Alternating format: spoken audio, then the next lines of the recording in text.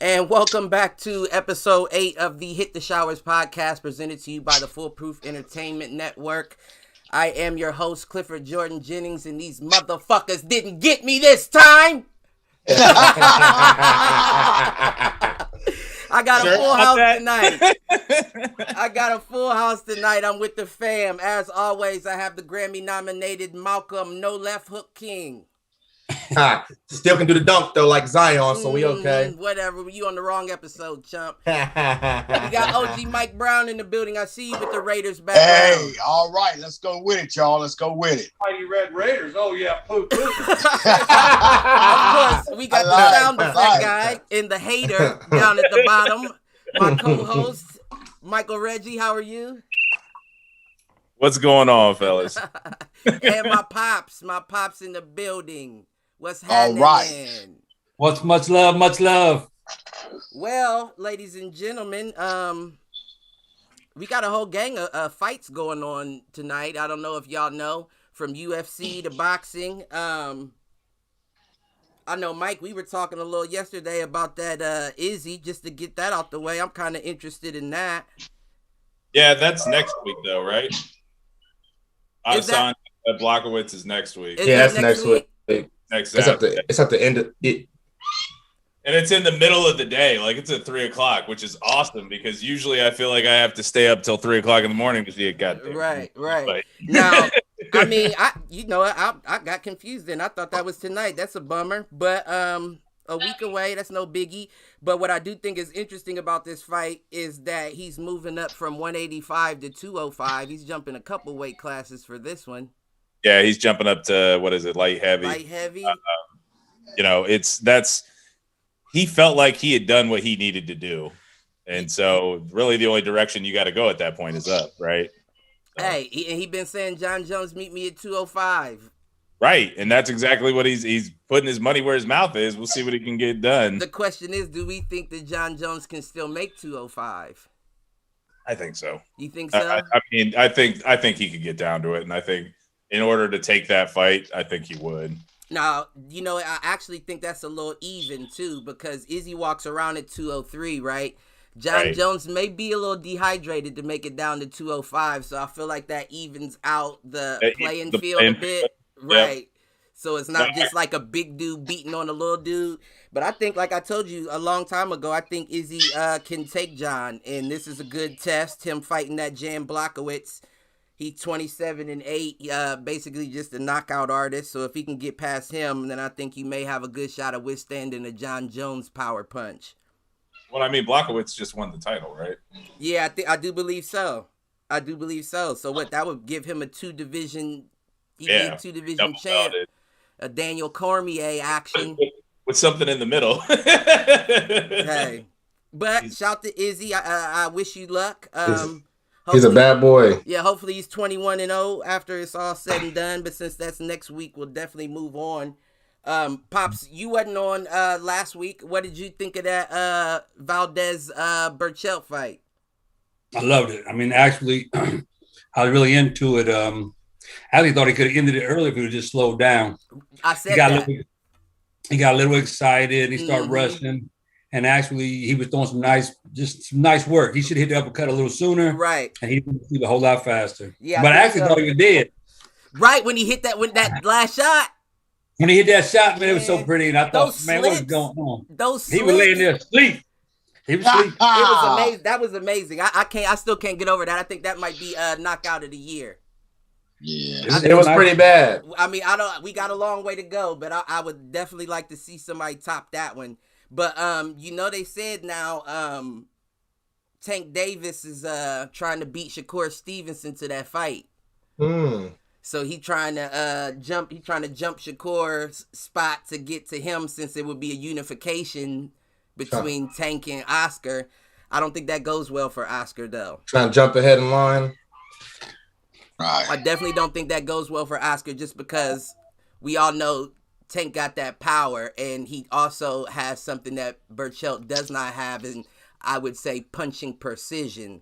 So with Valdez leaning forward, leaving that chin out like that, I don't see it going well for him fighting the Tank. You got to be a lot sharper than he was to be able to hang in there with him. And he was taking shots from Miguel. That one on the ropes could have put him down. So I don't think you managed the same taking a shot from Tank like that. But I definitely think that's an interesting fight. It's kind of messed up for Shakur, though, because as we talked about on that last episode, he had to move up to follow them for a fight. And now he's in the same position where other people are trying to overstep him for the fight he's been chasing. But that's the boxing game at the end of the day. But in that same sense, though, we might overlook some people, but I think when you step up to the challenge, I mean, if you're hungry enough and you fight scared, you might do some things different than you did in the last fight. Right, That's true. So he may come a little more aggressive. And you talking in reference to like Oscar Valdez fighting Tank? Yeah. I think maybe he might, and then when you get hit hard enough, you put the chin back, you get back a little bit. You start fighting a little, your tactic change a little bit. I definitely agree. I would agree normally for that to be the case, but as we know, Oscar Valdez, he took that shot and broke his jaw and fought the whole fight with a broken jaw. And if that doesn't teach you to keep your head out the fucking way, yeah, you got a point. I don't know what will. Like you still haven't learned to keep your head out the way even after fighting 7 rounds with a broken jaw. You got a point. But I mean, that's also that Mexican heart, that Mexican pride. So maybe that takes you a lot further than, I might not put that into account fighting the Tank Davis, because that's definitely something you can't deny. Those Mexican fighters are balls to the wall at all costs. Fighting to the death. Right. Win or lose, or draw. They're going the hell out of that. Good footwork. He did that, and coming from Canelo's camp, I feel like that's Canelo putting that seasoning on these little fighters. You know what I mean? They come in there and they ain't quite seasoned, and Canelo puts them in the kitchen and seasons them up a bit, and they come out looking like that. Speaking of Mexican pride and Canelo, he is fighting tonight. He's fighting Avni Yildirim, some Russian dude. I guess he's from Turkey or whatever. To be honest, I take points away from Canelo for even accepting this fight. We touched on it last fight show. I love Canelo Alvarez, but I don't feel like he's fighting up to his level of competition. This fight that he's currently the Yildirim dude, he got stopped in the 3rd round by Chris Eubanks Jr. And Chris Eubanks Jr. is a great fighter, but anytime you're stopping somebody in the 3rd round and you talking about Canelo, one of the pound for pound best fighters in the world, I don't see why you would be taking those fights. Right. Like at that point, it's kind of dangerous, right? Because you don't have anything to prove against a guy like that. And if a guy like that knocks you out, you just boosted him into the stratosphere. True facts. I just don't get it. But I mean, he's already talking about Charlo. He did say that Charlo fight has to be made finally after 2 weight classes, 3 weight classes. But I also feel like this could be you looking past your current opponent. Why are you thinking about the next fight and you got one in front of you? Right. I'm just not understanding. It's disrespectful. I know you're the great Canelo Alvarez. I get that, and I get this guy is just a tune-up, a soft touch. But if you thinking about the Charlo fight so tough, why didn't you make it? Right. You know what I mean? Like, that just doesn't make sense to me. Well, and again, this kind of goes into, and I think I can't remember if we talked about this on our show last night or if we talked about it afterwards, but do you think he's really making that call? You think Canelo? Yeah. You think Canelo is really the one making the call in terms of who he's fighting? That's a great question. And I think to answer at this point, I think so. Just because he recently, if y'all recall, he was at one point last year the highest paid athlete with that DAZN contract he signed for $328 million or something. It was like no, it was more than 5. I want to say it was like 9 fights, 3 fights a year for 3 years for 328 million or something like that.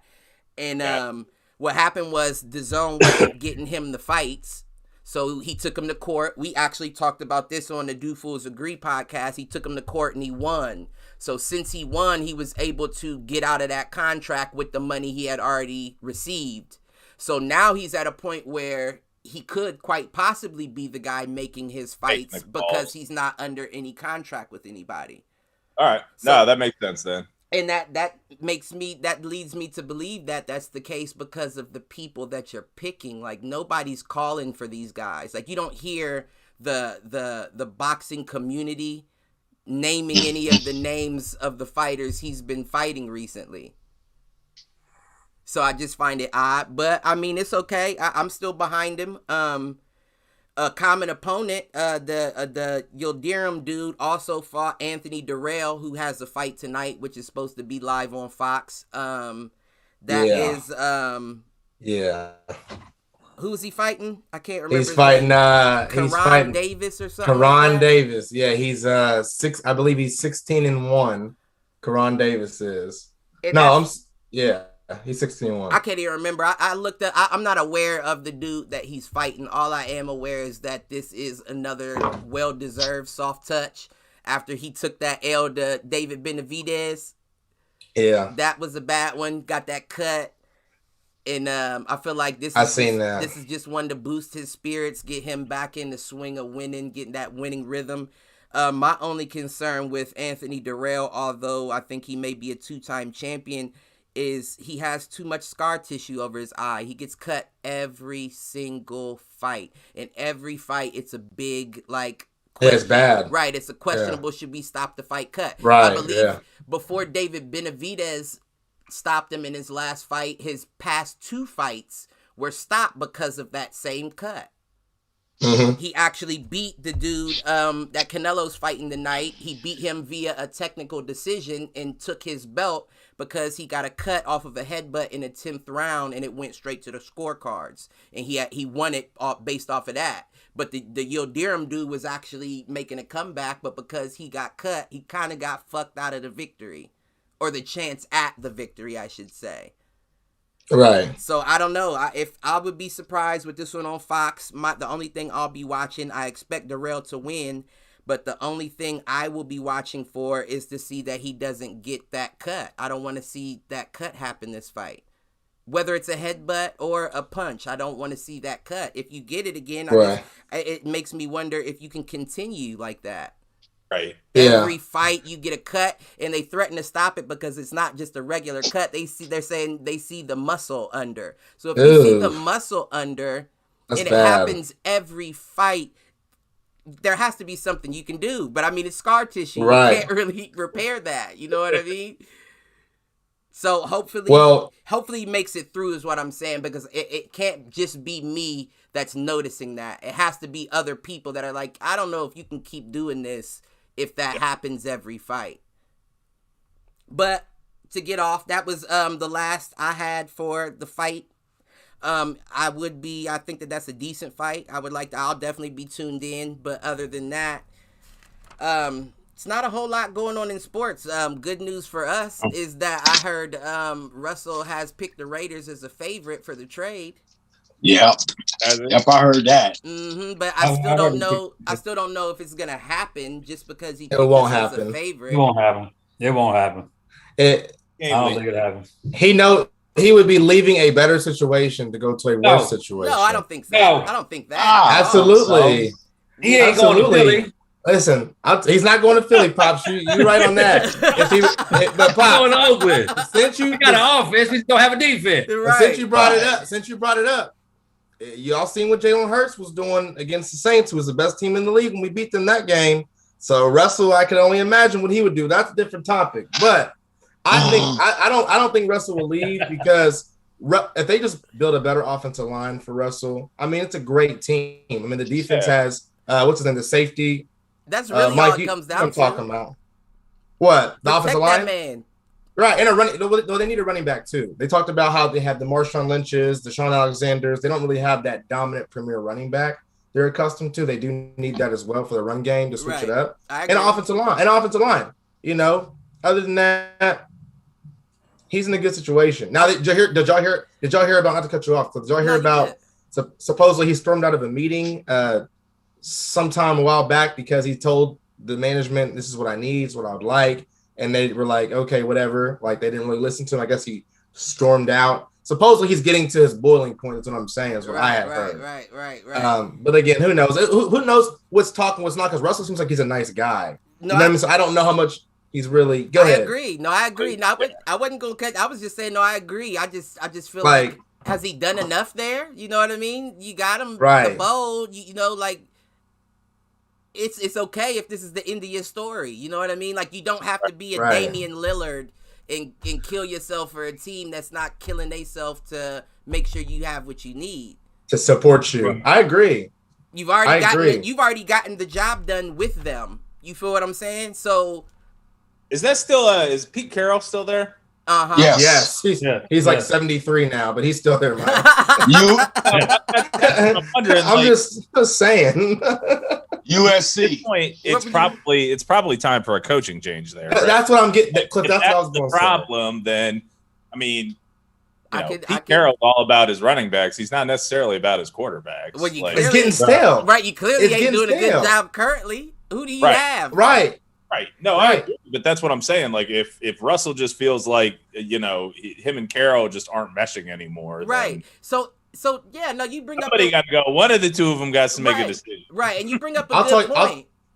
Well, I'm sorry, real quick, Mal, just so I can get it out. Yeah, go ahead. You bring up a good point because, like you said, Pete Carroll is about his running backs, and if that's not currently the point of emphasis right now because you don't have one, then does Russell have a point in saying, let me be involved? Since I'm clearly the guy that has to move the ball, let me be involved in the decisions.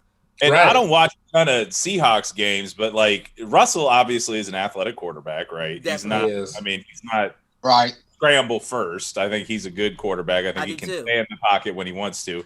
But do they need to start looking at things? And again, don't watch enough of their games, but are they utilizing him as a second option at running back, like the way I'll talk about my boys, like the Bills, the way the Bills use Josh Allen? Like, are they using Russell that way? I don't think they are. No, they're not. Well, see, I don't think that was the case way back when he was with Wisconsin. You know what I mean? Like, I don't think that he ever really was that style of back. He just had the ability to. Agreed. But and because he's shorter, he has to drop back a little further, which means that, he has to move more in that pocket. Up lanes because you're spreading the field naturally by stepping back. Right. But I don't know to your point, I don't know that he would be well as a Josh Allen. You know what I mean? Especially being as small as he is, not having a line that can protect him downfield. I don't see it. Oh. But what looking at the Seahawks like depth chart at running back, they got Chris Carson, Carlos Hyde. It's bad. Yeah, I forgot my guy Hyde went there. Right, man. He's no guy. He's just a guy. Well, he came out the gates hot. He came out the gates hot in San Francisco. On the 49ers? Yeah. He came out the gates hot in San Francisco. Willie Parker did too. And what happened to him? Hey, we ain't talking about him. Right. I'm just giving you a comparison of the one-hit wonders. The one-hit wonders. What was you about to say, OG Mike? I saw you saying something. Yeah. Russell Wilson, he done been sacked over 600 times, man, since 2012, if I'm not mistaken. Lot. Averages like 40. Yeah. What was it? 43. It might have been more than that. 43 a season. That's ridiculous. More than that, I think. That's ridiculous. Go ahead. Like you got one of the top 5 in the league, and you're not protecting the man at all. Right. At all. Right. But is it really protection or him reading the defenses? Because you know what? When I watched the game, Seattle play, he only throws to Metcalf. Well, hold on, Pops. No, he's got one space too. What's his name? Yeah, but basically, when you see at the end of the game, you watch the end of the games, he's concentrating on Metcalf. Right. Them short so my point is this: you got tight ends, you got slot receivers, you have more weapons than you. So if you're getting sacked that much, then you should be talking to your team as a whole, saying, "Look, this is my outlet. I need to go. Hey, I'm gonna throw the ball to you, Hyde, or somebody else to get you close. I need you to be there for me. I mean, you are the captain, right? So basically, when I hear you crying about I don't get no protection, make your protection. Right. I mean, you're a paid pro. Right. You're a paid pro. So, I mean, I can't stand the league now is turning all these quarterbacks being sissies. Right. I mean, come on. Now. It is. Run the ball. In fairness to him, like he doesn't have a ton of weapons. No, He doesn't. Tight end is a no-name tight end who has like a total of 250 yards. Yeah, he's got Metcalf, but I mean, he's got that Lockett too, don't he? Tyler Lockett. That's the only other weapon he has. I'm just saying when he looks for his big plays, he's always looking for Metcalf. Right, well, right.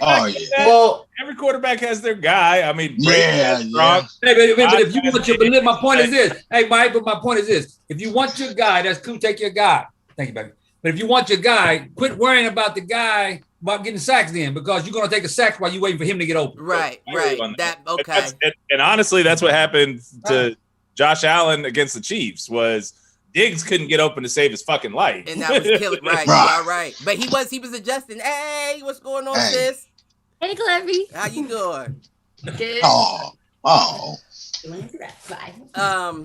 Where were we? Where was we at? Talking about Josh Allen and Justin. But he was adjusting though. That's the only difference is that because Diggs wouldn't get open, he did do a good job reading the field to find his second and third. Yeah, no, he finds Beasley, and we talked about it last time I was on. Like he needs a tight end because we don't have one, and Knox drops everything that's thrown to him. So yeah. But I saw a lot outside of that, coming back to Russell Wilson, like he doesn't have a ton of weapons. He doesn't have a solid tight end. He doesn't have that check down guy. I hear you, Cliff, in terms of needing something out of the backfield, whether that's Hyde or whether that's Carson or whoever. Like, if that's not their game plan, if that's not their style, like that guy coming out of the backfield doesn't work if he's carrying out a play action fake. You know what I mean? How many years has it been since the infamous hand me the ball? Marshawn Lynch situation. Yeah. Marshawn? Right. How many years has it been since? Few.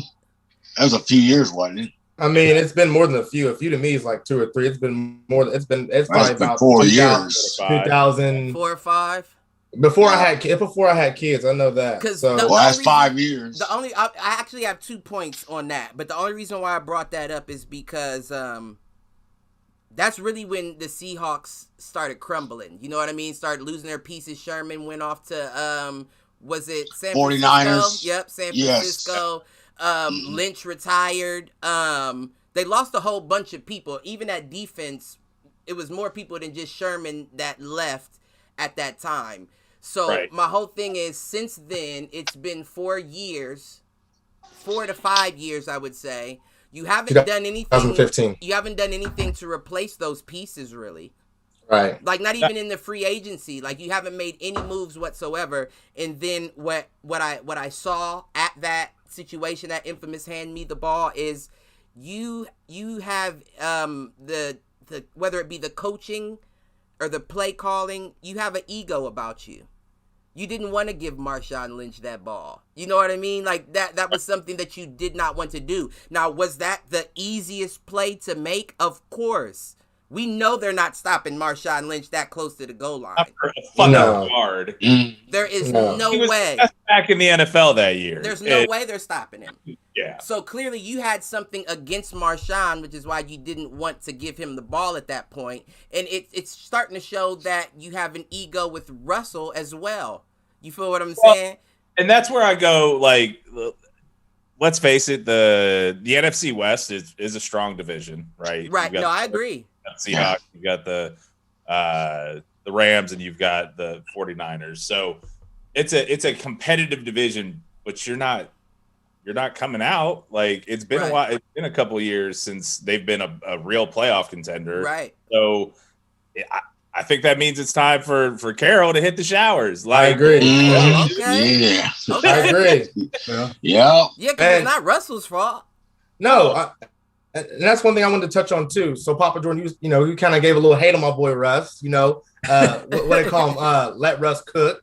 And Russ said he's been cooking since Wisconsin. He really has. But the point that I was going to make is, even with the lack of weapons, let's not forget, Russell last year was a lead MVP candidate until he started playing a little bad. I'm not taking that away from him. He did start playing bad.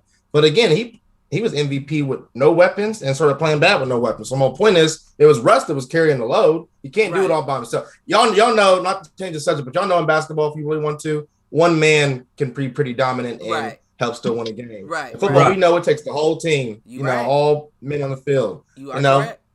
That's all I was going to say about the whole Russ thing. I'm not really trying to hate on the man. I'm just saying that he can step up. I mean, he has great legs. He has a good arm, great mobility. I mean, if you're not getting the blocking that you want, get the ball out faster or take off running a little quicker and slide. I mean, do little things to keep the ball moving. And to that point, like if you do that early in the game, teams start respecting it a bit, right? Exactly. So if you tuck it and run a couple times early, they'll leave a spy, which is going to open you up in coverage, or they will be a little more conservative in terms of how hard they're pushing that edge, like, or even not open you up in coverage, but prevent them from bringing the extra man that might buy you a little bit more time in the backfield. You know what I mean? Right. But I mean, it's tough though, you know, because let's be honest, they made the rules to favor the quarterback in the pocket, but we all know once you leave that pocket, you are no longer a quarterback. You know what I mean? At that point, you are a running back. Right. So for somebody like Russell Westbrook, who doesn't have a line around him, that's asking. I said Westbrook. That's asking a lot of him, because at that point he's leaving home base, and you're asking him to go into the gauntlet with arguably nobody to watch his back. And we already know he's undersized. He's getting older. That's a lot to ask of someone as good as Russell Westbrook. You don't ask that of Aaron Rodgers. Wilson. Right. Now, look here. Why did you even say basketball? When you said basketball, you threw me off. Now, who is it really complaining? Is it Russell complaining, or is it his wife, Sierra? Ooh. Because, that's a good question. Now, look, after a football game, she come home. She like to do it. She like to get them rocks off. And if he's too sore to get on it, you're going to have to do it.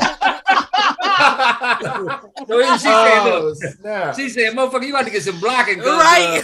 You got to take care of this. Listen, I'm about to go talk to Pete myself. You hear what I'm saying? Well, they just had, hey, Pops, I don't know if that's it, because they just had a baby, I think, last year named Wynn. They named him Wynn Wilson. Oh, that's what's up. Is it a boy or a girl? It's a boy. They had a boy named Wynn. You know Sierra's tall ass. She just as tall as Russell. He might be that might be a real quarterback size baby right there. Yeah. And listen, with a name like Wynn, you can't lose. You're right. You can't lose. lose. Know Sierra got rhythm, so hopefully that works out in your footwork. Kid might be all right. You know? But I do agree, y'all, that he stays in the pocket a little bit too long, though, for not having an offensive line. And that might go to my pop's point. Looking for that one receiver, that'll rock you to sleep. If you can't read the field, look for your second and thirds. Of course you're gonna get sacked. But I do think, again, like, that comes back to there's not a ton of talent. Right. That's the point. We're all in the NFL, but like, all right, any marquee players outside of Wilson and let's play devil's advocate. Metcalf. Let's play devil's advocate then, Mike. So we know Brady's the GOAT at this point, right? What about the years when Brady was in New England? He had no marquee names, no marquee weapons. Gronk's retired. He made his own. Like, I hear it, and I think that's he had a line though. He did. He had a line. He did have a line. He had Trent Brown. But he didn't have he didn't have the line that he even said it. He said he didn't have the line that he has now in Tampa Bay. Well, that, I mean, he's went out and said that. He also didn't get sacked 43 times a year for the past 3 years either. You know what I mean? But he didn't. But he didn't. The whole point is he didn't hold on to the ball as much either. Some of that exactly. I want to say he got a quick release. You are right about that. Now that's what I'm getting at. He's getting that ball out. He always kept with them little midget type receivers that he could throw the ball to real fast. Right. You right. Right. You are right about that. I'm getting that ball out. I don't care if you're Ryan from the grocery store at Kroger's. I'm getting the ball out if you're open. I'm throwing it. I'm not getting hit. That's your fault. That's your fault if you drop it. You should have caught that. What do you mean? But I also, that's rough. That's just a rough situation. At the end of the day, I just feel like it may be the end of your story. You know what I mean? That's the end of your story with Seattle. With Seattle, I think so that's too. not to say I think he's a guy that could be a good fit in a place like Las Vegas. I do too. Listen, but I agree. I was hating, but y'all do got some weapons. Of course, I'm just going to hate on y'all. But y'all do got some our weapons, defense is horrible. Defense is horrible. But Abrams, I don't know about him. But there's certain There's certain pickups that can be made. There's certain pickups that can be made in the free agency that could change that a bit. Like if you were to acquire a Russell, of course we know it's not going to come at the cost anything less than your firstborn child. We know that. But I do feel like we are in a decent year of free agency as far as defensive backs go. That you may be able to make up for some of that on, some short contracts for the year. Picking up But you know what? What you just said, though, we giving up Derek Carr if we traded. Derek Carr is he's not the quarterback I want, but he's the quarterback a lot of people want. So it's not like we're saying but they're still gonna want more than Carr. They're gonna want Carr, they're gonna want more. What I'm saying is we give up Carr and we can give up a little bit less than other teams would have to. Yeah, right. Okay. Yep. Okay. He's not going to be 5 first rounds, quote unquote liability, or Carr is not going to be a liability. Right. It's going to be. You're still getting a good. He'll be a game manager type, which honestly I think is what if Pete Carroll gets his shit together and puts together a running game again in Seattle, then you can have somebody like Carr. No, right. I agree. I do agree there. I agree. But like you said, Pete Carroll got to go because it's time too late for him. Because honestly, I agree. a good coach would tailor his offense around his quarterback anyway. Yeah, not his running back. And they're not. They obviously haven't built enough around Russell. Right. Even if he go, we gonna get another college coach before we get a black coach in there. Ain't no Rooney Rule. Ain't no Rooney Rule gonna go into effect with Pete Carroll. Y'all better hope y'all don't get Chip Kelly. No. Yeah. That is true, though. I mean, the Rooney Rule is, wow. It's a joke. It is. And it's funny. It's all good, Clint. We had a talk the other day here at the Reggie house because my wife's going to be on the hiring committee. They're hiring a couple of new teachers to make sure they get an X number of minority candidates, at least in the pipeline. And I was talking like, just because they get into the pipeline, the Rooney Rule shows all the Rooney Rule is they have to interview at least one. Doesn't mean they got to hire them. Right. Yeah, you're right. Exactly. Right. And I guess, if that's the case, then I guess it's been working. Shit, it's been working. Yeah. Exactly how it was made. So not enough, but I mean that's where you're at, and it's absurd to me how few black head coaches we have in the NFL when the league is crazy 70%. Okay, Lovie Smith. I got a question. I want to change it up a little bit. Did you find out anything on that Miami Dolphin defensive back that allegedly got free? Xavier Howard. I looked into that. So what's y'all take on that? Y'all think he shot the agent? Well, I didn't hear that the agent got shot. It just said that a bullet went into his window. It sounded like it was a warning situation. But either this is when we have to throw around the word allegedly a lot. Allegedly, right. Yeah. So it's like allegedly Jerry Maguire. It was allegedly, show me the money. You ain't show me the money, so bullets fly in my window. Listen, something happened. And all I'm saying is you got the right area for that to happen, being Miami. Mm-hmm. Perfect area for a bullet to fly through an officer's window is all I'm saying. Right. And we all know how to allegedly. You are right. Thank you for that. Allegedly. Because we all know how the counties work, and allegedly, I know people that have had issues that just have to get to the next county and everything's good to go. You know what I mean? So I can see somebody putting a bullet through the man's window, allegedly. Right. I just don't know if I don't know if it was your boy, to be honest, because I feel like you would have heard more from Miami if that was the case, or they would have been wanting to get rid of him or distance themselves from. it would have has been suspended from team activities due to exactly an ongoing situation as they investigate. Detrimental to the team. You're exactly correct. And I just feel like being a person of interest is different. And I feel like they named 6 based on the article. So what the first thing that went through my mind was this agent shaking folks down? You know what I mean? Because if you have 6 persons of interest in a bullet through your window type situation, then that means that you've done 6 people wrong enough. You can expect for them to put a bullet through your window. So I feel like he may be the real person to look into here. Allegedly. The lawyer lady in the booth is telling me to say allegedly. Yeah. I mean, it's hard to tell. Do y'all remember when Quiet, one of the all-time greats, Marvin Harrison, was accused of doing some shooting at one of his car washes or something like that a little bit before he retired? I remember hearing about that story. Supposedly. Yeah. Vaguely.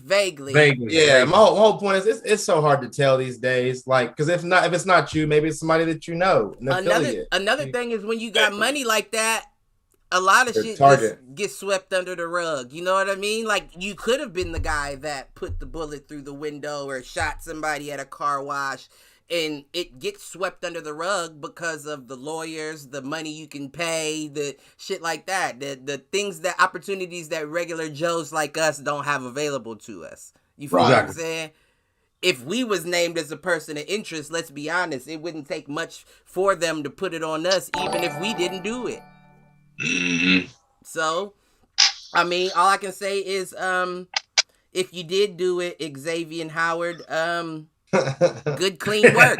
That was good clean work.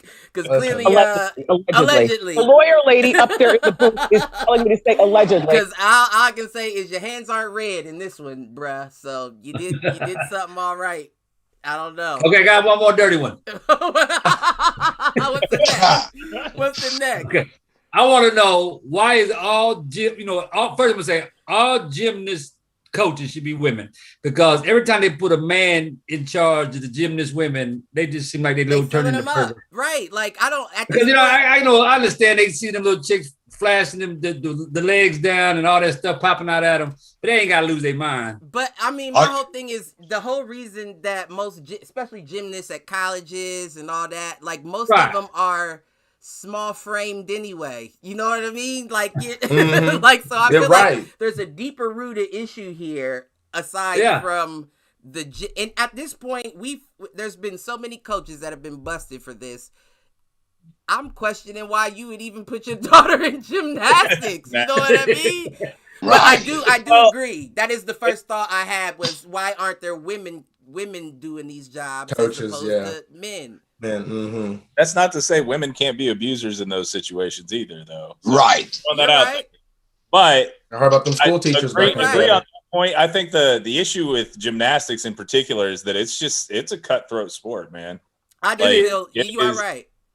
And it is one of those kind of sports where if you aren't dedicated your entire life to it, you're not going to be as successful as the next person. And on top of that, when you have that level of dedication, you're probably more likely not to report, which is why these guys get away with it for so long. Right. They shouldn't have guys doing it. I'm gonna tell you right now, I can watch gymnastics, but I don't watch gymnastics. I see them doing the splits and all that stuff. My mind goes somewhere else. I didn't see the backflip and the twirl. I just said, no, the things I can do to that. That's things I can do. So automatically, I couldn't be a gym coach. I couldn't be a coach. Well, see, that's thank God you're self-aware enough to know that I won't put myself. That's why I do maintenance. That's why they put me on machines. Shut up, Mike Brown, before you get in trouble. Hey, Brown, you better shut up before you get in trouble. Oh, shit. But, I plead the fifth. But I couldn't be a coach. I just don't. I wouldn't want to be. Not a game. We talking about listen. If I won't say that. I'll keep that to myself. But what I will say is, I just put it on full screen. I'm a fool. What I will say is, and then didn't the article? I don't know. Let me just say, he killed himself. I know that. No, that was the chick from the Michigan State one, wasn't it? This guy in trouble, killed himself. Oh, you talking about? Yeah, I know he killed himself, but I saw something in there. I won't even say that. But what I will say is, you have to know. I understand that, like you said, it's a cutthroat sport, right? So there's a separate. It's almost the same talk that you give to adult film stars on a casting couch. You know what I mean? Like if you're like there's a lot of girls willing to do this. If you're not willing to do this, this, and this, I don't see you succeeding at this sport. Yeah. You feel what I'm saying? So it's almost the same conversation as an adult film star is what I'm getting at. So, but there has to be a point where and this is just me thinking, and I don't know, I'm a fool, but how.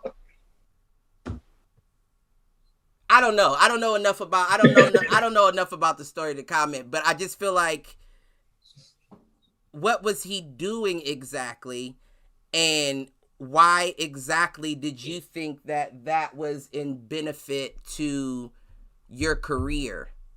You know what I mean? Yeah. This isn't what's his name? Dude, filmmaker Harvey Weinstein. He's not about to get you a role in a film, right? You're there off of your athletic ability. So if he's not, but what their comparable thing is at that point, Cliff, is national titles and Olympics. Like I'm sure the message he is giving those gymnasts is, I can get you to the Olympics. Right. Go with it. I'll get you to the Olympics. Well, see, that's different. Well, see, that's where my head goes to. Is he saying, if you don't let me do this, we'll cancel your routine type shit. Yeah. We'll put this girl in your place if you don't let me. If we're talking about college coaches, it's a scholarship, right? So these are scholarship athletes. 2, it is a situation where I'm sure gymnastics, if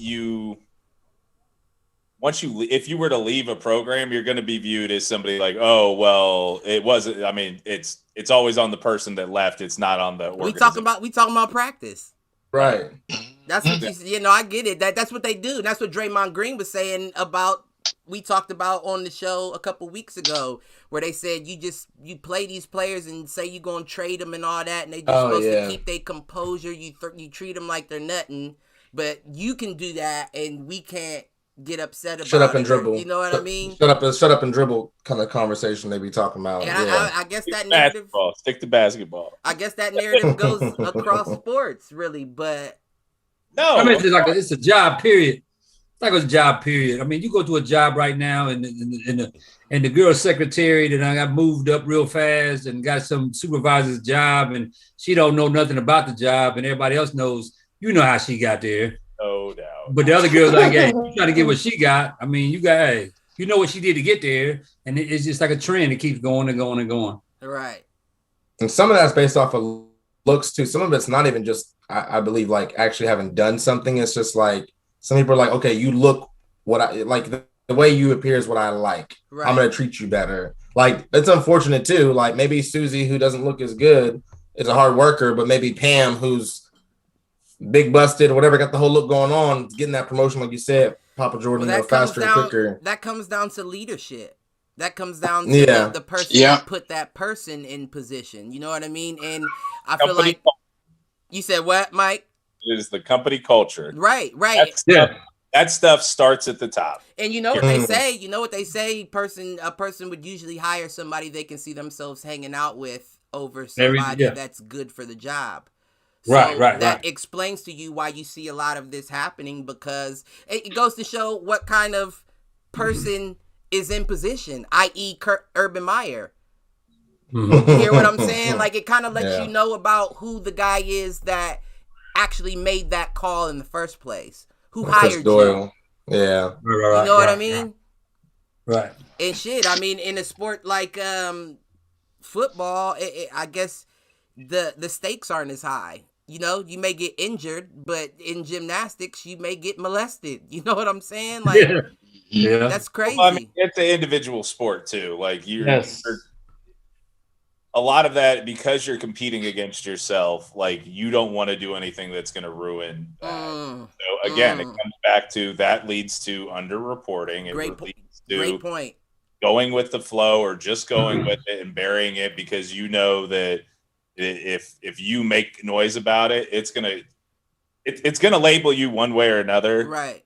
And which is gonna keep the next group or the next organization from wanting to bring you on. And so let me ask you a question: on certain jobs, should it be like psychiatric evaluations, like Catholic priests? Definitely.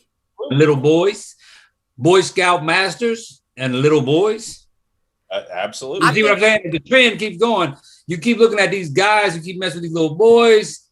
You know, you're gonna be dealing with a lot of little boys. You need to have a psychiatric evaluation to see where your mind the problem is. I think most of the time those kind of people come off as being very normal, right? Probably pass psychiatric evaluations. Yeah, I mean, like that's Jeffrey Dahmer. You invite you over to the house and he ate your arm. Exactly. I mean, it's the whole.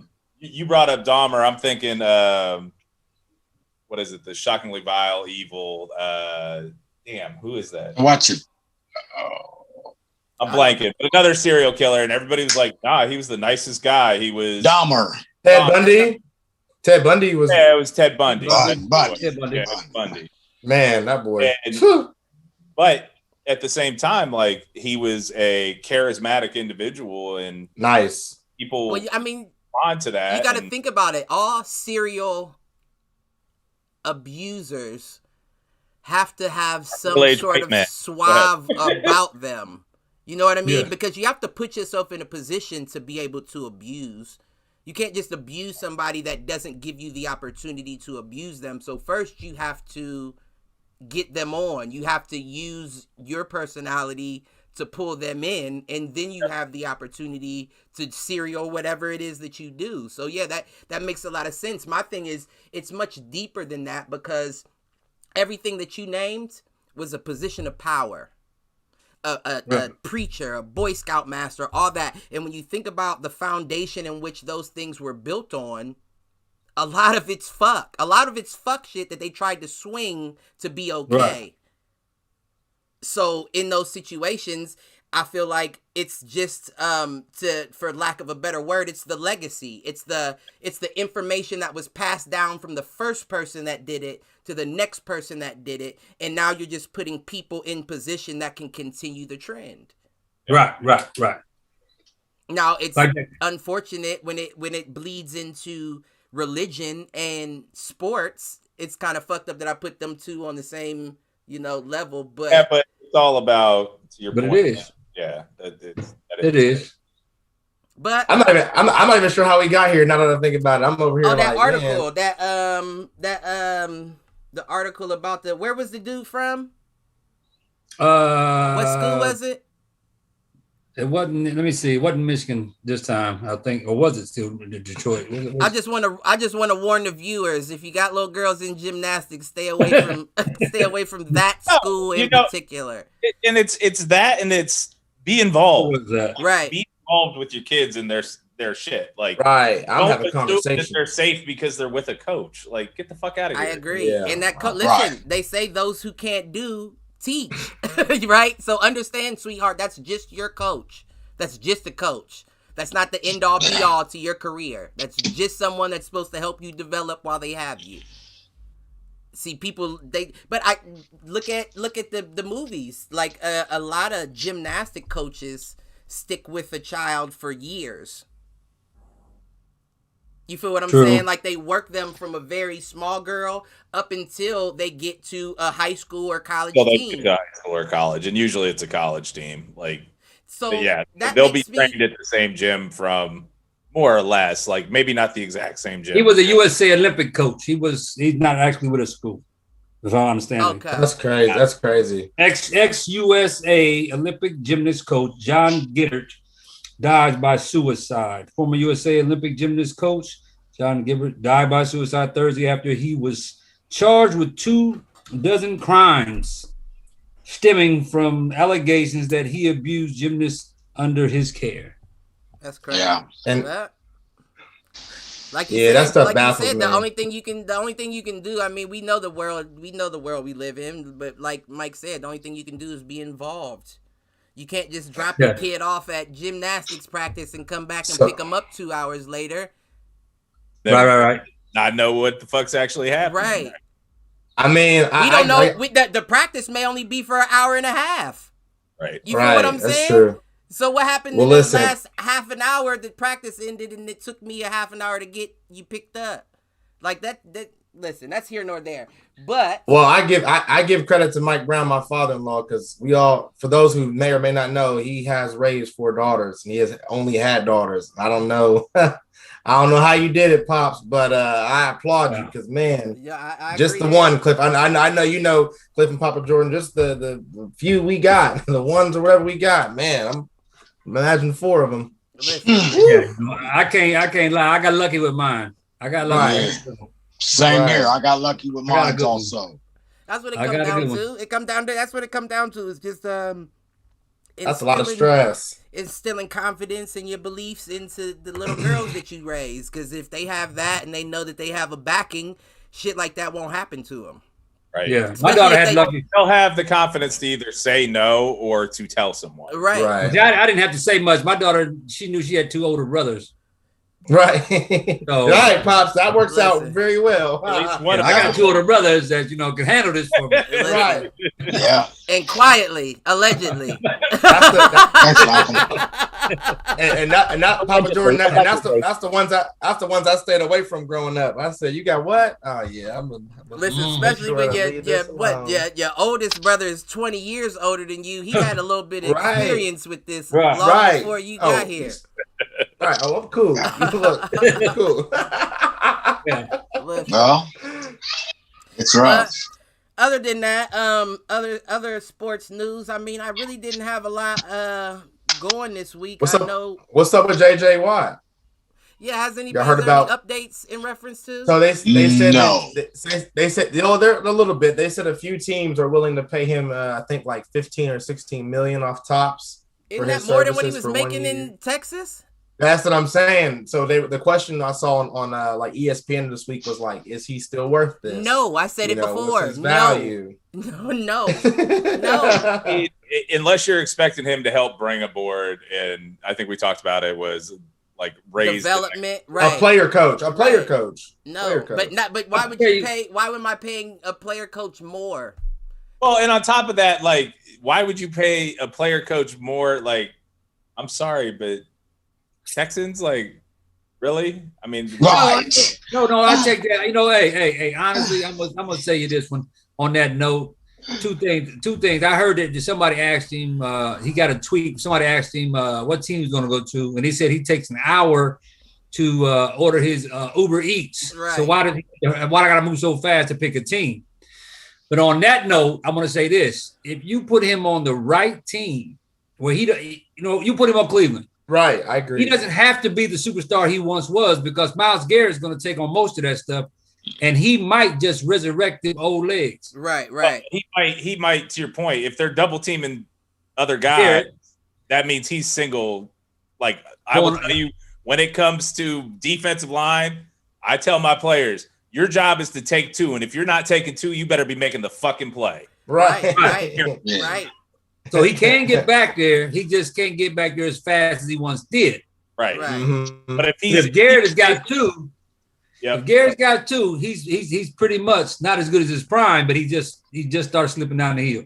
Well, and to your point, like I think if other guys are taking up blocks and that leaves him one-on-one with somebody, I'd still give him the edge. No, he's 60% of the time, 75% of the time. He just can't be the guy by himself.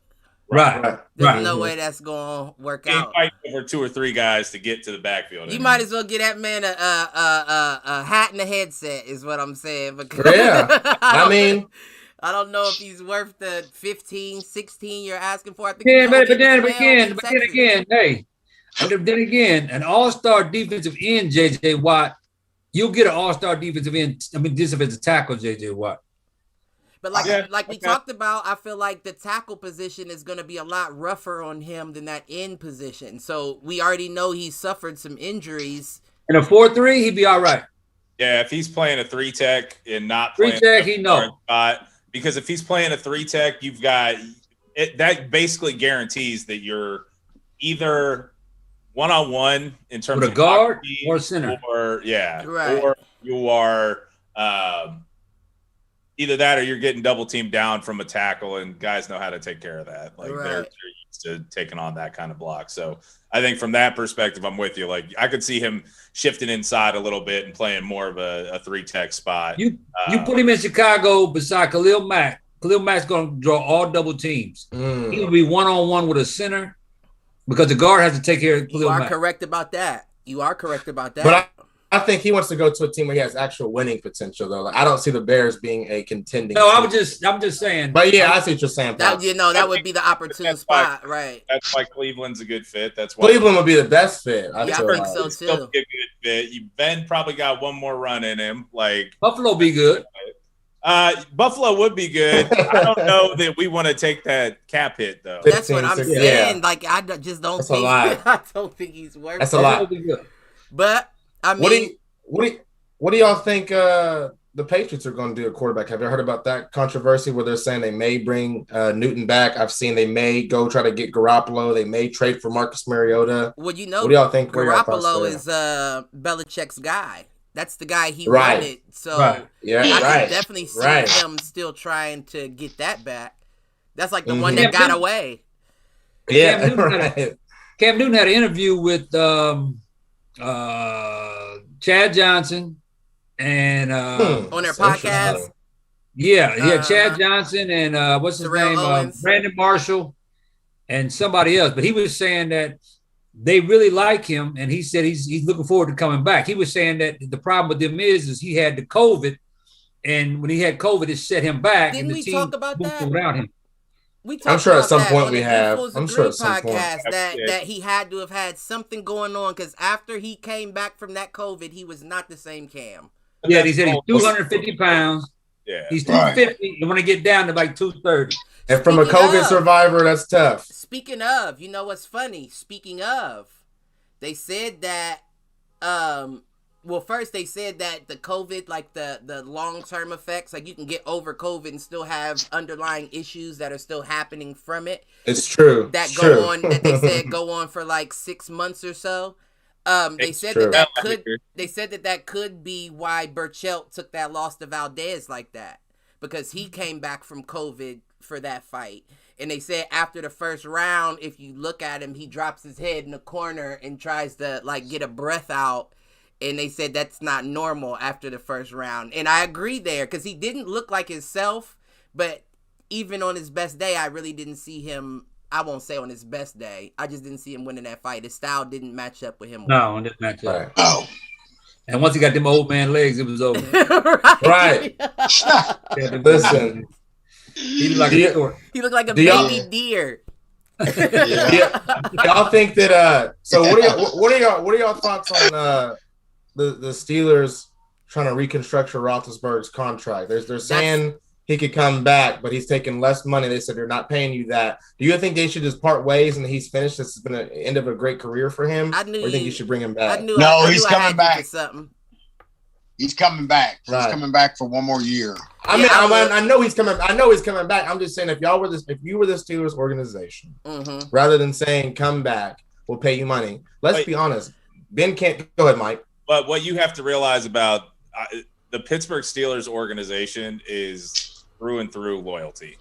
Like not with Cordell Stewart, not with Tommy Maddox. Yeah, but neither one of them were good. Like they didn't carry the team. Get the fuck out of here. They didn't. They actually carried Maddox longer than they should have. Right. They did.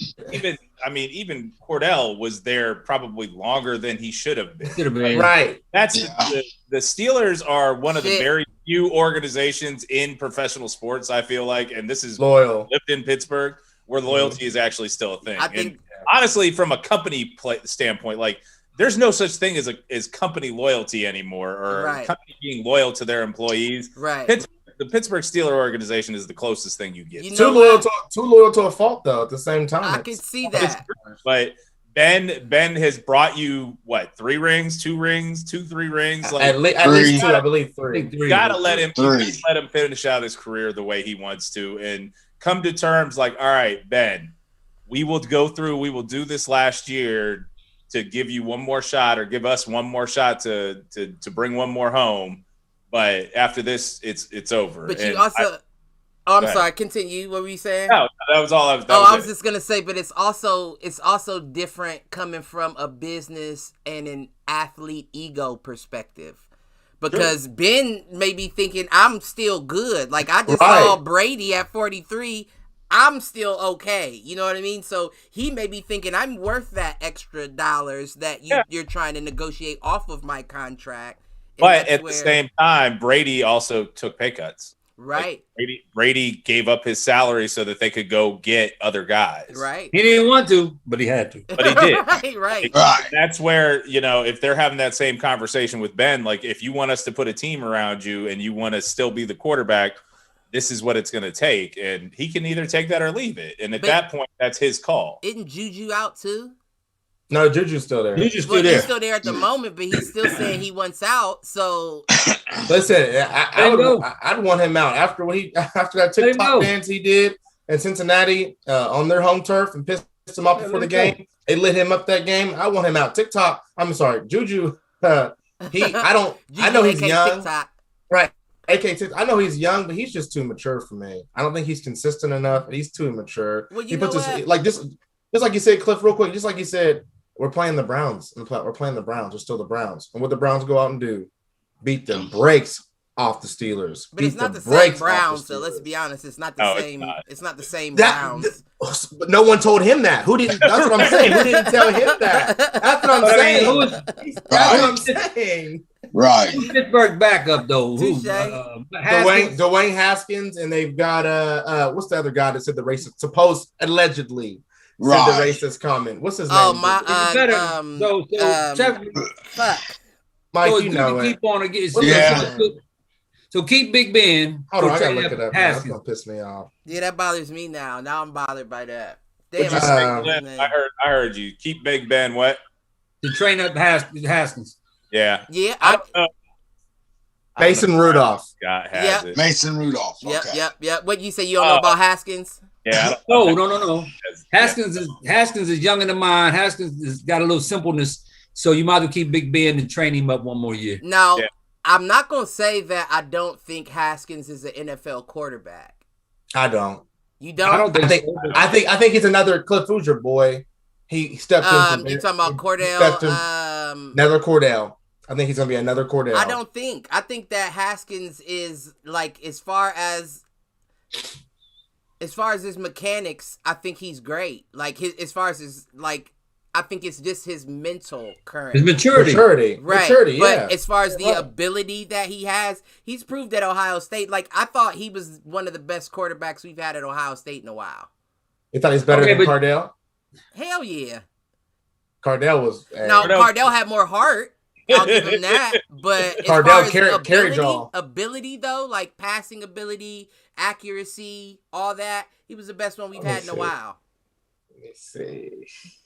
Go ahead, y'all. Go ahead. I'm just going. But I just think he was too early, and I think we talked about that on Duke Fools Agreed that it might have been too early for him to come out of college. Yeah. But Big Ben has that experience. Didn't he get in trouble for raping the girls and acting a fool? Motorcycle crash. Allegedly. So who better to teach a young man who's ignorant himself? You are absolutely correct. You are absolutely correct. Oh my God. He going to strip clubs, no mask on, taking chicks home, giving them his jersey. That's Big Ben. You are absolutely correct. I can't deal. Big Ben talking to Haskins like can't deal with you. So you take Big Ben to teach Black Ben. There you go. Listen, there you go. Correct. You are correct. I didn't even think about it like that. That's the truth. At least, listen, if he ain't gonna teach you how to be good, teach him how to do it good. You feel what I'm saying?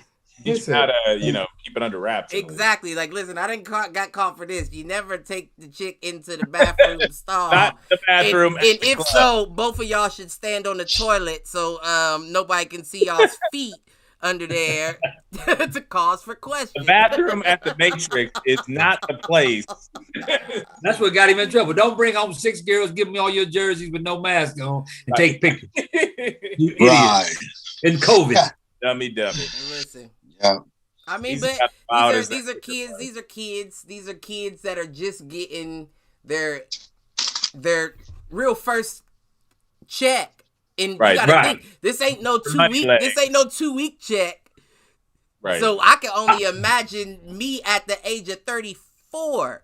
What I may do if you give me a check like that. I bet it'd be a lot of strippers with my jersey. I don't even play in the NFL, but they'd have a custom jersey. What's up, Pops? My name on the back. Hey, it's gonna be me in about 6 months when my Dogecoin takes off. Oh, listen, Pops, I didn't sold my share. I didn't sold my shares on that. They had listen.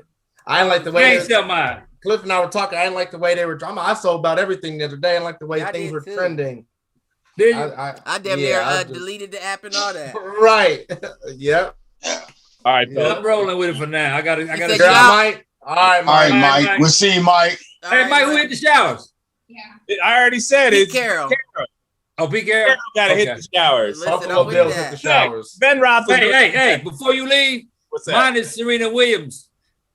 I'm telling her to hit the shower because you know what? Before when she was a woman, because you'd like to join her. Good. He said before when she was a woman, but now she playing to getting beat by Coco, looking like a big ass man out there. I think never hit the shower. All right. I mean, I ain't gonna say. I'm gonna let you tell her that. All right? See, that's why you want me to tell me because you know she look like a man. That's why you don't want to tell her. You have that conversation. All right, fellas. Take it easy, Mike. All right, Mike, man. We'll see you, bro. That's hilarious. Oh man, listen, that's the passing of the torch. That girl Coco, she bad. Oh yeah, she's upcoming. She's the new. She showed she was bad. She showed she was bad long ago. She beat her last year. She's 23 too. She's young, the young superstar. Listen, she's 19, ain't she? No, she's 23. She's 23. I looked it up. She's a year and a day younger than my wife. I looked it up the other day. Okay. She's 23. She's a true. And Serena's 39. So y'all do the math. I mean, it's her time. I mean, she's been it's been a long run. Right. A great run. If she dropped about 15, 20 pounds. So you know what? What? I don't disagree with you. I don't disagree with you because she listen. What it is, she had that baby, right? She had that baby, and let's be honest, we know Serena Williams' work ethic. So I'm sure she was still working out. Listen, it seems like she turned the weight into muscle as opposed to losing the weight. You know what I mean? Right. And that I don't think is effective for you being that old on in a sport like tennis where you got to make cuts, your joints. All that, like you can serve 1,000 miles. You can serve 100 miles an hour of serve, but that ain't enough. I think her mentality is shot from that last loss too. I don't know if y'all seen that press conference when she stormed out and got upset. I think she might be shot. Yeah, like you didn't even listen. You had a career, great career, amazing career. Look at Venus. Venus been watching you from the sideline for a long time. Like, and she's the older sister. Sit down. Right. So you can't be mad that you ain't sitting down. Like, come on now. Like, let that girl Coco cook because she's definitely here to cook. Yeah. Let me ask y'all this. I don't know how much y'all seen lately. I just seen the general first story of it. What do y'all think happened with the whole Tiger Woods situation the other day? They said they didn't find no drugs in his system. He wasn't drinking. They said at least. I'm not sure if he was on any. Like, how do y'all think that even happened? Like, how does that even occur? A single car collision. I will start off my statement by saying allegedly, but I think it goes back to the same situation that we talked about with old boy from Miami. When you got money like that, you can make shit go away. But we know Tiger struggled with a lot of things for a while. And don't get me wrong, I did see the interview where they were like a lot of people crash there. It is a area where they do have common, right? But at the same time, how long you been around there? You know what I mean? Right, ain't your first rodeo, right? Like, so I feel like something definitely could have been in his system. But once again, if they didn't find it, good for you, Tiger. You feel what I'm saying? I'm not a hater. I'm not gonna be the guy that's like, yeah, lock it. No, if they didn't get it, you good, baby. Keep it moving. I hope that you recover.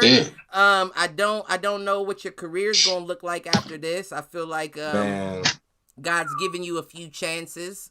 You know, and nine lives. Definitely. I'm gonna say this. Dwayne Wade them said he's always been on time. They say he's always on time. I'm thinking, man, he might have woke up early, jumped in the car, and trying to speed, going a little too fast. Okay. I give him that. Because I was going down 70 in my little tiny little Barbie car. That red one. Yeah. And that little Saturn Sky is awful small. And I was flying doing 70 miles an hour. My car started acting up. The axle broke. And I did 2 360s on the highway. Thank God nobody hit me. Ooh. But I'm just saying, when you're going fast and something happened, you can lose control real fast. But so you also on a residential though.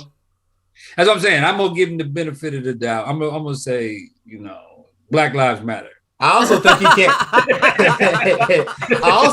I also think he just can't. I also think he just can't drive because this is not his first accident. Like, he can't drive. Like for real. Like when I went back. For real, like when I watched that Tiger Woods documentary I was telling you about, Cliff, about a month ago, right? Like they said when his wife was chasing him, when she found out he was cheating, he crashed in. He like hit a tree or something, like in the residential area. Like, he can't drive fast. He cannot drive fast. I think he just can't drive, Pops. Like I think he just real cannot drive. I think he's probably. But hold on, and also listen, Alexis made this point the other day. Well, hold up, Alexis, don't he drive golf carts? That's a little car. Right? No. That green grass. You're in sport. You're half the time behind the wheel of a car, and you don't know how to drive. Ooh, they don't go with 50 miles an hour. Here's the thing. My wife made a good point. If you don't know how to drive that well, which it happens, why don't you have a chauffeur? You got all that money. Right. Perfect. I'll probably never drive. If I had all that money, I would rarely probably ever drive. I'm gonna have a chauffeur. You're gonna drive me around. I'm gonna chill in the back. You talking about Tiger Woods? If he had a chauffeur, that could mean somebody could tell what he was doing. He don't want nobody to know he's talking to black women. You gotta keep it a secret. Chauffeur, like we both crashed. He was nodding off in the back, and I looked back in the rear view, and I lost control of the. Now the girlfriend say, "Hey, whose house you take him over?" But hey, like Cliff said, when you got enough money, you can make some things hush hush. Hey, listen, don't say nothing. Right, this never happened. Because listen, even Tom Brady and all them got away with the cell phone scandal. Listen, they said he broke the phone. And then you got to think, and then I think like this too, like it's Tiger Woods we talking about. So imagine all the people that really admire that man. Do you want to be the doctor that's like, yeah, he has shit in his system? Right. I can see him crumbling up some paper, like, get that out of there. Don't say. Right. Tiger, you're good in my book, buddy. You got a couple Hey, Malcolm, you said it right. He was like, Tiger, you want this to go away, right? Right. Yeah. I mean, some extra. A blank check will make this go away. Right. You right. Period. I won't say a single thing. You can give me a little extra on the side incentive. I won't say a single thing. Yeah, y'all right. Hey, cut me about $2 million and some of them white girls. You got a deal. Yeah. Tiger said, "You got it, pal. No problem. You got it, pal. You got it. You got it. Matter of fact, here's her number. Do you want email or text? Or, how do you prefer it there? Should I give a pen? I'll write it down and sign my signature." Yeah. Tiger probably like, hey, I gave my doctor your number, so he's going to give you a call. Let's have a good time, okay? Remember, as usual, it's on the hush hush. You a fucking fool, man. Oh, I'm hot. I'm sweating in this bitch. Hey, you know how we do. Oh, that's hilarious. What you got, Mike? Oh, nothing. I'm over here just. Oh, I thought you was about to say in the world. No. What about? Did y'all hear about the Mets?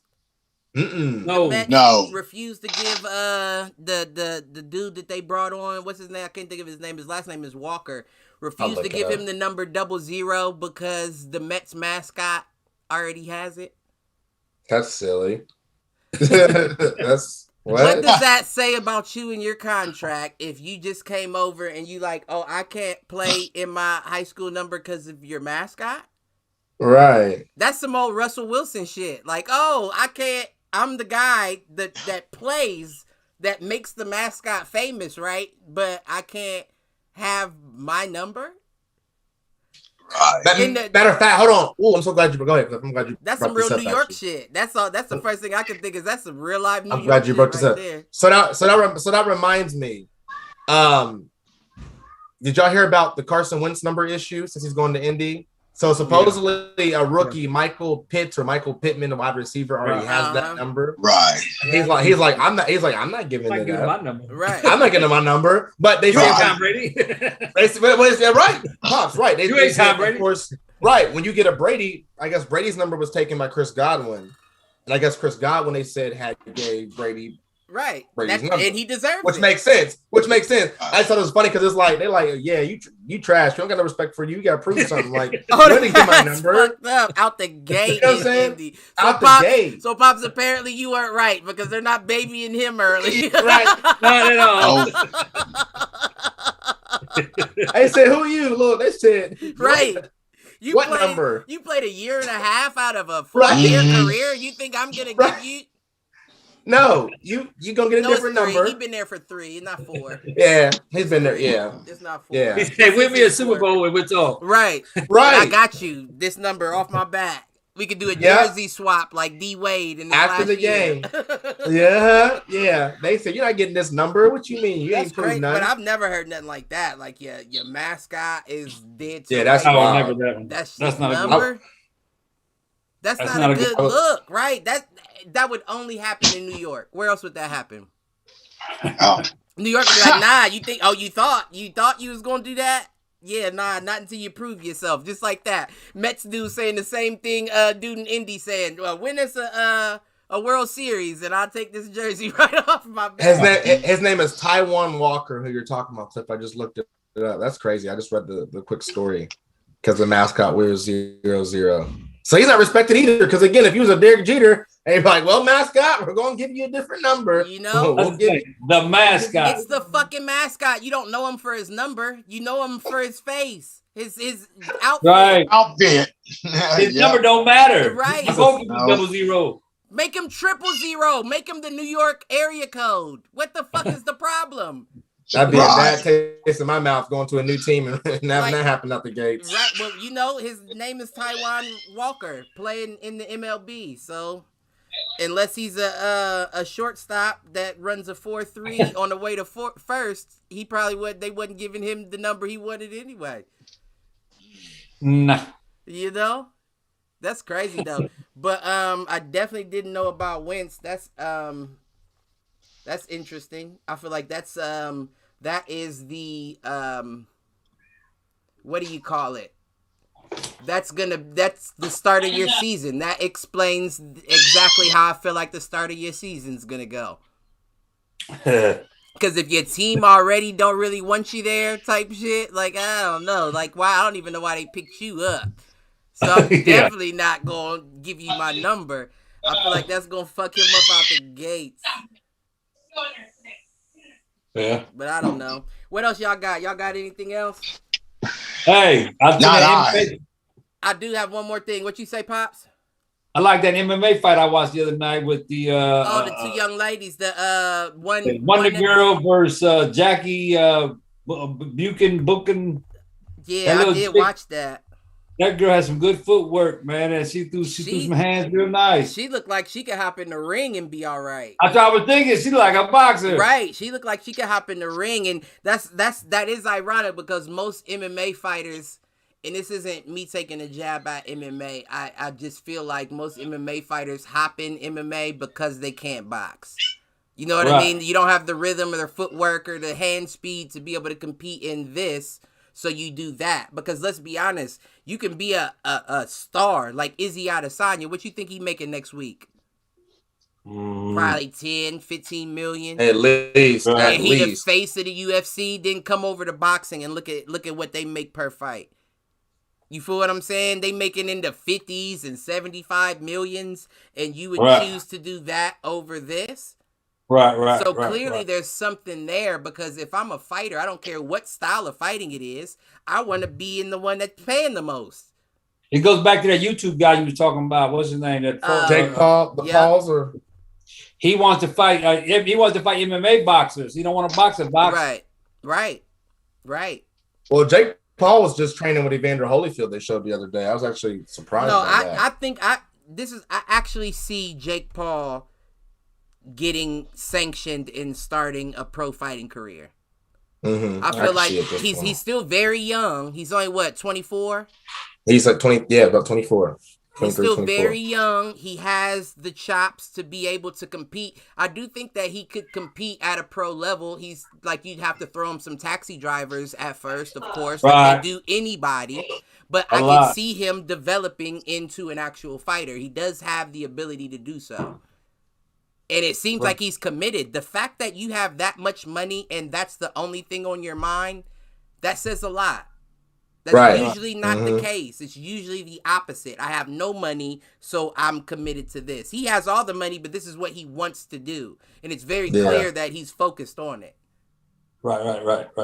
Now, while he's taking fights for money as opposed to honor. You know, the honorable thing would be to start a pro boxing career like the rest of them did and work your way up. But that's why people are hating on him, because they like you jump in the line. But can you really be mad at him? He's not fighting anybody you want. He's generating his money off of himself, so you can't be upset with him. Right. Yeah, I mean, I think Jake Paul definitely is serious about this boxing stuff. I think he actually may surprise some people. That Ben Askren fight, that's actually coming up, isn't it? I think it's April 6th or 4th. Let me see. You said Askren. Ben Askren. Askren. Ben Askren is going to fight. Didn't they move that fight? Hold on. They might have moved. It says April 17th,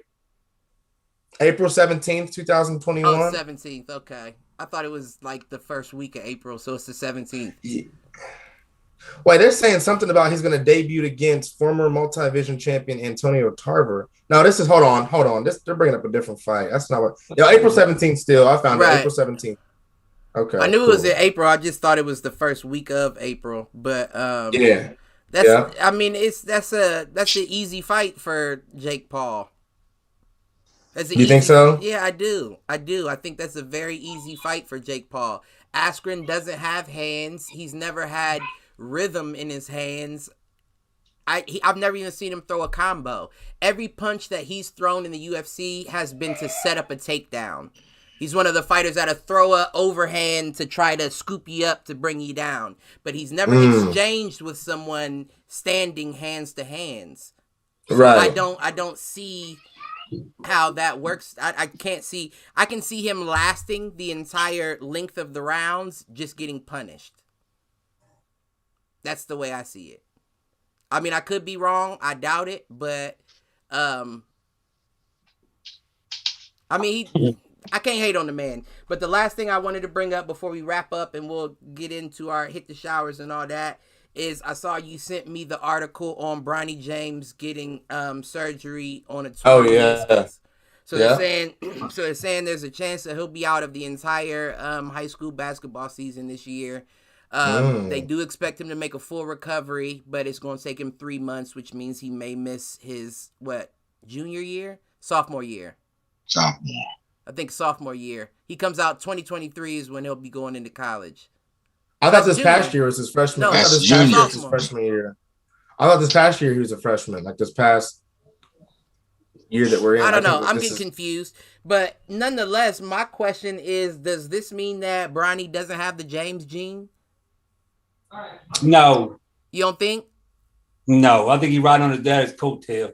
Go ahead, Pops. He don't impress me, man. He don't impress me at all. Well, he impresses me. He just doesn't seem like LeBron. Like LeBron was a tank. LeBron didn't get injured. LeBron did like that. That was not an issue of LeBron's. So the fact that this is happening now at the sophomore and high school level, I'm feeling like, are you more of your mama than your daddy?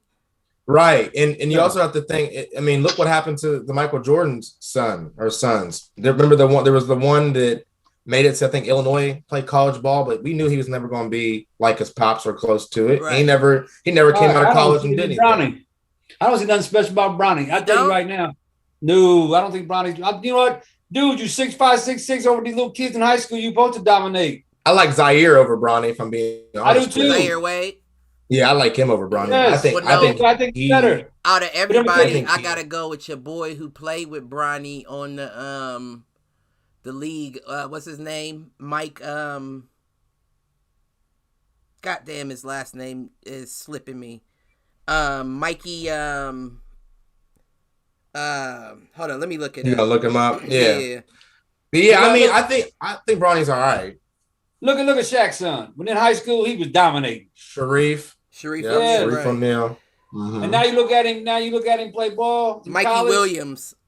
Mikey Williams. He was the leading scorer on Bronny's team before he went into high school, and he's been looking like he's gonna be something. But on point, you just said it though. You keep naming all these people to play on Bronny's team. You're supposed to look like an all-star when you play on an all-star team. Right. He didn't take over. LeBron took over games. You right. His son did not take over a game. His son is just in the game. He's in the game. I feel like he's better technically than him, though. He got a better jumper. He got better passing ability this early. So I really see him developing into like a better LaMelo Ball. Like a 6'6", 6'7" point guard that can control the floor. He's not going to be explosive. I'll give Lonzo Ball. You give him Lonzo, no Melo. No Melo. Melo's taking over. He is. He's showing out. And at this point, we got to see if Bronny can stay healthy. Like you said, he may not have that. I don't think he got the gene. I don't think he got the gene. He playing off his daddy's name. That's what I'm seeing. I don't see him being the standout. I don't see him taking over. His dad was hungry. Well, wait. Yeah. We'll wait then. So let me play devil's advocate now, because we talked about everyone saying they like Zaire Wade more. Now, if I'm being honest, I don't see Zaire Wade being Dwayne. I don't see it either. I see Zaire being Zaire though. Right. I feel like I see Zaire being Zaire. I see Bronny being Bronny. Like I feel like their games are completely different. You can't compare the two. I'm gonna tell you somebody right now who at their age they played like and he fizzled out. OJ Mayo. Mm-hmm. I remember him. I went to Ohio State, right? Went to the Grizzlies. Yep. You just said I remember him. That's my point. You are right. OJ Mayo was a star in high school, and they just knew he was going to be the next best thing coming out. He came out, and you don't even know his name anymore. Yeah, you are right. You are right about that. But see, here's my thing as well, is that LeBron didn't come up playing in all-star leagues. Mm-hmm. Right. LeBron didn't have the money to be playing in the leagues with the people that Bronny's currently playing with. LeBron didn't get to that level until he got to the NBA. So I feel like the fact that we're judging Bronny more harsh, LeBron didn't do that. He didn't get a chance to play like that with those players. So the question is, would LeBron have looked as dominant if he was on a team with Melo and all them as well coming out the gate? I don't think so. I mean, LeBron was built. It's just built different too. I don't think his son will ever be as big. He's big. You couldn't stop him. But but I feel like the negatives that you're putting on Bronny is a positive in my book, because he's playing against elite level athletes at the moment. Currently, LeBron didn't get there until NBA. Bronny has been doing that since 13 years old. So while he may not look like LeBron, that's because LeBron was playing against kids, and this boy's playing against future NBA players. I don't see it I don't see when he playing them. I don't see it. And they also could be injury prone. So like you said, I mean, it doesn't matter. That's my question. My point is that when I watch him play, when I watch the YouTube channels and I watch him play, man, look at he's just playing all-star basketball. You just said it. LeBron had to come up through the hood game. They didn't give him. They didn't Cleveland. Right. He had to fight for his. Right. Bronny don't have to fight for nothing. Right. You're right. Yeah. It is presented to him. You are correct about that. You know, you playing in a league where they're really watching you and everybody do highlight specials. You watch the YouTube channel. He's doing these dunks. Everybody doing dunks and they're throwing alley-oops and dunks. And he got a better team than everybody else's team. They're doing dunks. LeBron had to come up scrapping, scraping. Nobody knew his name. He had to fight for what he got. I agree there. And Bronny's not as big as his dad, and he's playing on a team, like you said, with Wade and all these other little all-stars. So if Bronny's having a bad game, you won't even know it because everybody else picking their game up.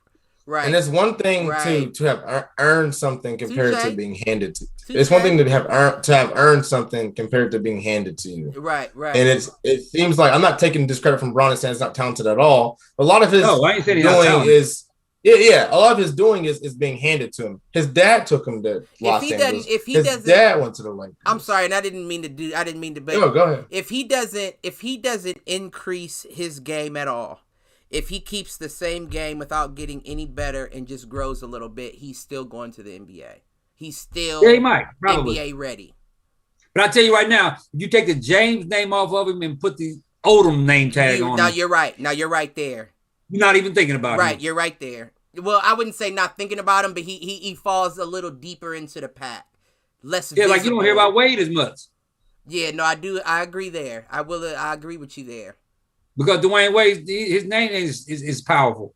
So they don't think about Zaire. Right.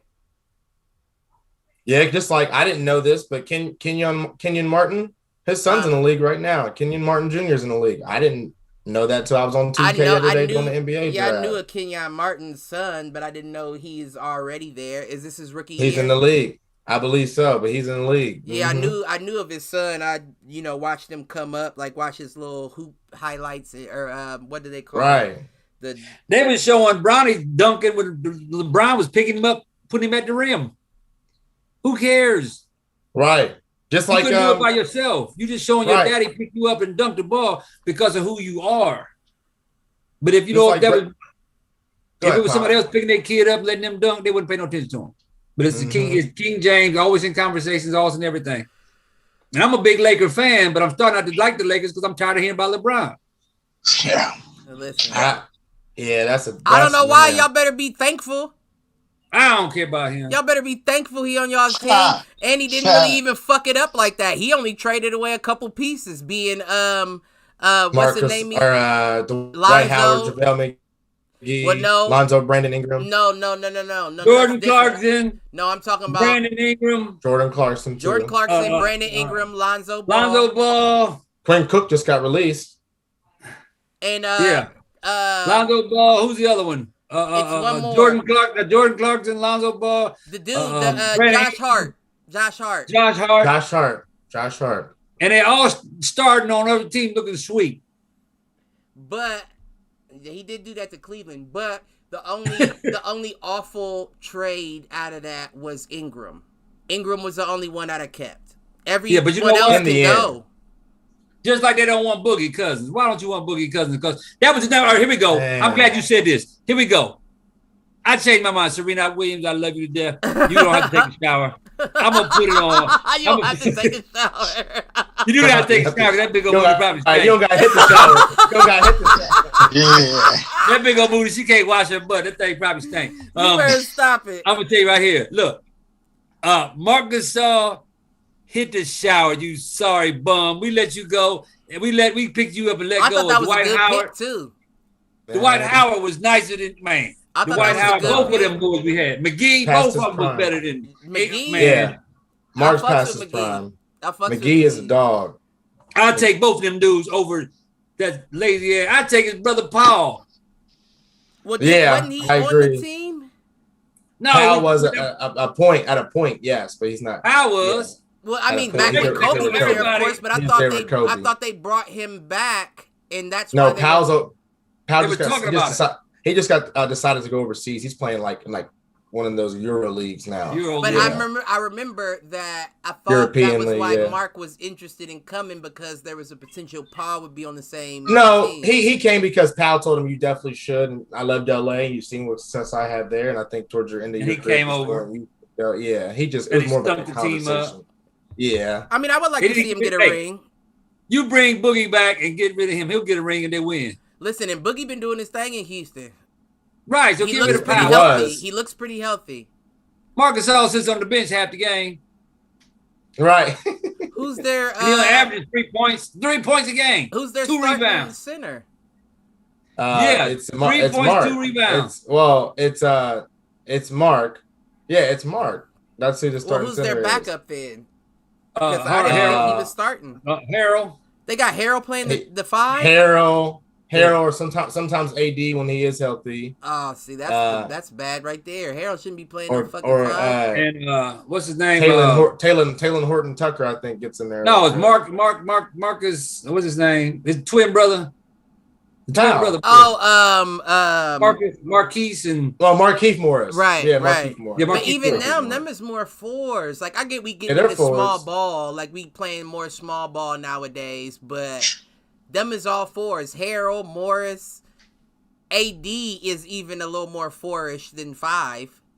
Gasol is nothing. He should be a butler. He doesn't need to retire. He needs to just go ahead and call it a day, I think. Yeah, he hurt the team when he helped them. Right. Well, I don't know. I feel like I would like to see him get a ring with him. I do feel like Marc Gasol at one point was a dominant force at the center position. He might have wasted all his good days in Memphis, but I would like to see him get a ring, and I feel like this is his get a best ring and go home too. He get a ring. He go home now. He can go home. He still get a ring. He can get a ring in Cleveland. He can get a ring in Cleveland one day.